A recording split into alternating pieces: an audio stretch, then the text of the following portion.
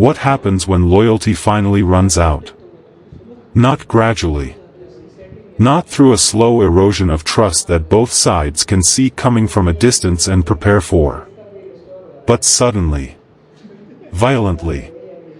In a moment that strips away every carefully maintained professional relationship and reveals what was sitting underneath it all along. That is the question that the baseball world woke up to. That is the image that spread across every platform, every group chat, every sports desk from Los Angeles to Tokyo within hours of the final out being recorded.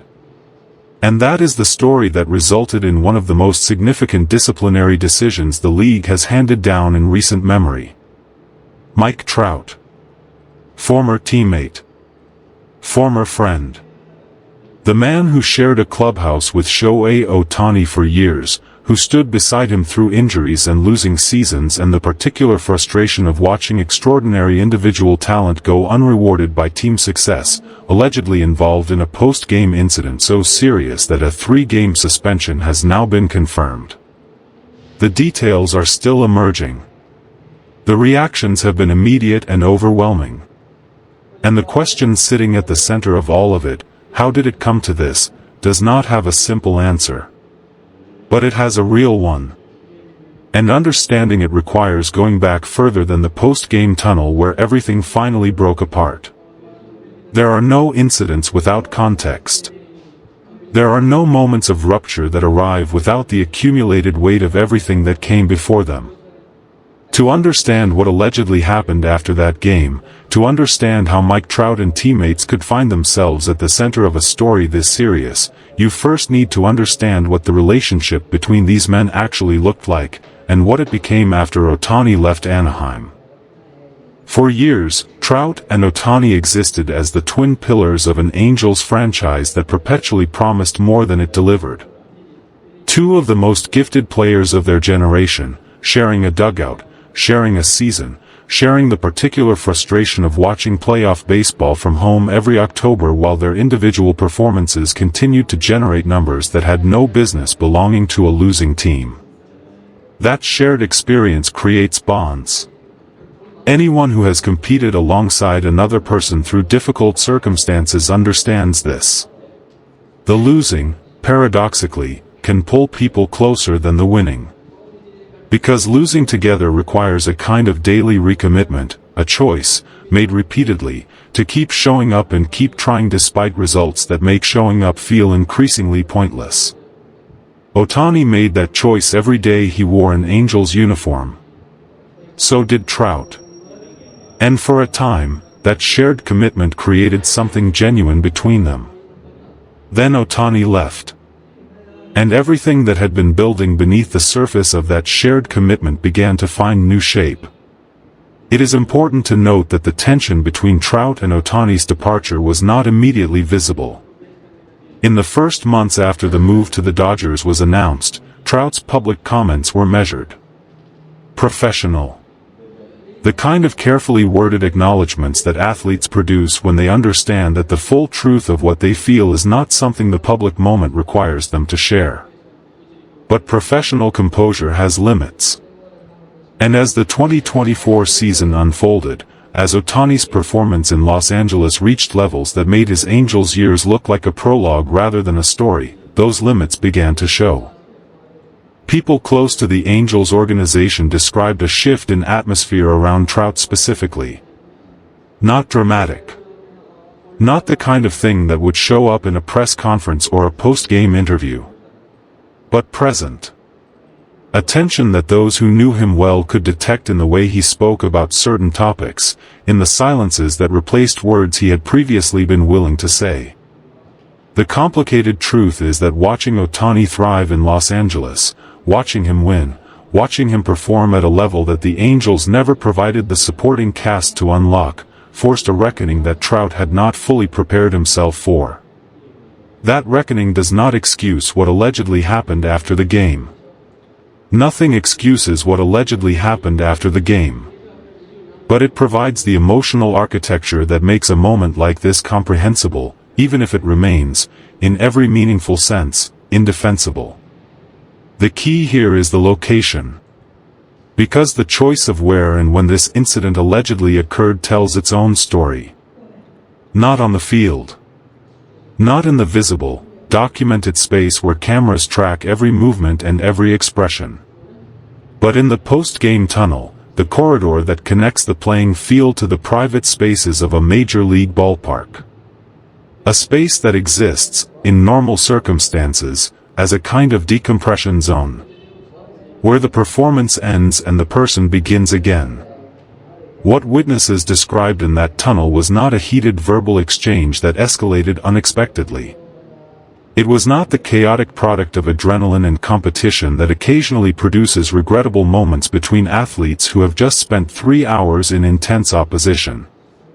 It was, according to those present, something more organized than that. More deliberate. Trout was not alone. Teammates were involved.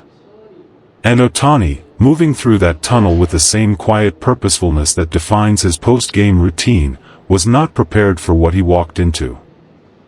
The incident was physically serious enough that it could not be contained, managed, or quietly resolved before word began to spread. By the time the relevant parties had been separated and the situation assessed, the decision to involve league officials had already been made by those with the authority to make it. And once league officials were involved, the documentation of what had occurred became a matter of official record. Swift. Unambiguous. Those are the two words most consistently used to describe the league's handling of what was brought to their attention. A 3-game suspension, confirmed. For Trout specifically, the number carries weight that extends beyond the games themselves. This is a player whose career has been defined, in part, by his professionalism. By the consistency with which he has conducted himself across a career that has generated Hall of Fame credentials despite the team's success that never materialized around him. A 3-game suspension does not erase that history. But it marks it. Permanently. In the official record of a career that deserved to be measured by different kinds of entries. It is important to understand what the league was communicating through the speed and clarity of this decision. They were not interested in a lengthy process of competing narratives and carefully managed public statements. The documentation was clear. The witnesses were credible. And the nature of what had occurred, the deliberateness of it, the location of it, the involvement of multiple parties in what happened to one person, demanded a response that left no room for ambiguity about where the league stood. 3 games. Confirmed. And with it, an implicit message to every player in every organization across the sport. This is the line. It has always been the line. And the prominence of the people involved in crossing it does not change what crossing it costs. When the Dodgers organization received full confirmation of what had occurred in that post-game tunnel, the response was not measured or diplomatic in the way that organizational responses to sensitive situations typically are. Dave Roberts, by all accounts, was furious in a way that those around him rarely witness.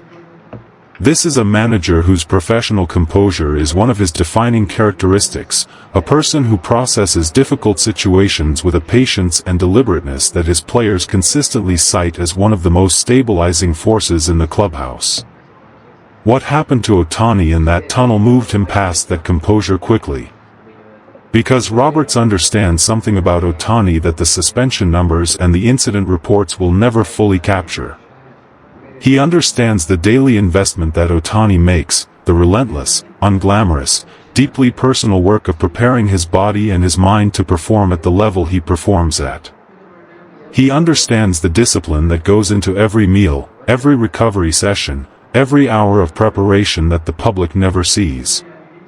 And he understands that what was done to Ohtani in that tunnel was not just a physical act. It was an attempt to reach into that carefully constructed world and damage it.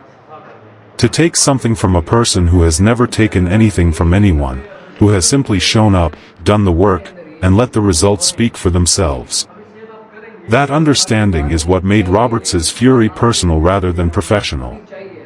And it is what has driven the Dodgers' response in the days since, protective, firm, and entirely without the diplomatic hedging that situations like this sometimes produce from organizations more concerned with managing perception than with standing clearly on the right side of something.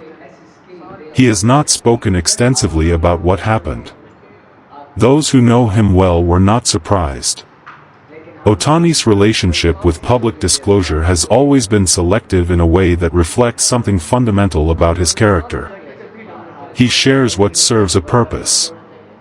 He withholds what would only generate noise.